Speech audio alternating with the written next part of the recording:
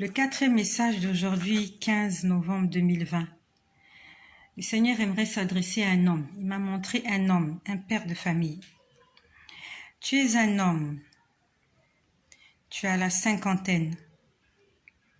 Tu travailles dans une société pétrolière.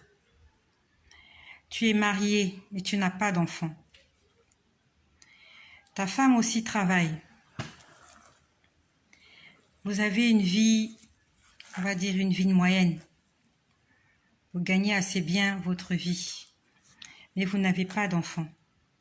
Le Seigneur m'a montré que tu voulais entretenir une relation extra-conjugale pour avoir un enfant, parce que ta femme ne peut pas t'en donner.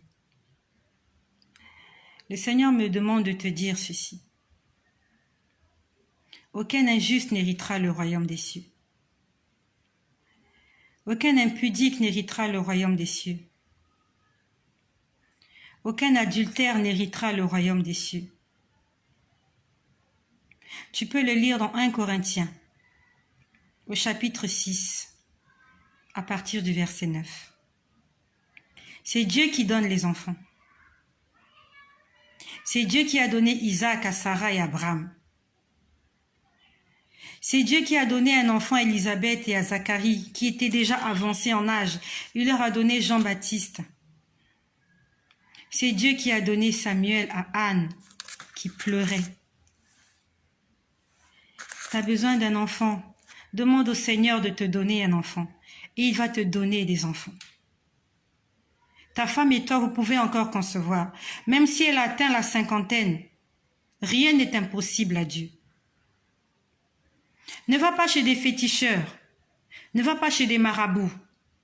Ne cherche pas une femme pour te donner des enfants. Tu ne vas que t'attirer des ennuis. Cherche la face du Seigneur. Demande au Seigneur de te guider vers un homme de Dieu sérieux, qui craint Dieu, afin de t'accompagner dans ta marche chrétienne. N'essaye pas de trouver des solutions par toi-même.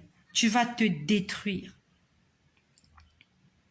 C'est le Seigneur qui parle à cet homme, qui veut tromper sa femme parce qu'il veut concevoir.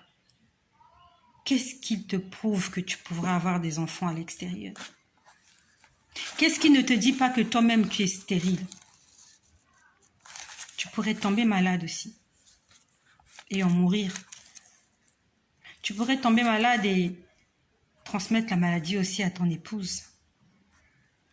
Cherche la face du Seigneur. Dieu n'est pas mort, il est vivant et il écoute nos prières. Il faut juste que nous puissions l'invoquer, le chercher de tout notre cœur. Et alors il se manifestera dans nos vies. Que le Seigneur bénisse ta vie, mon frère.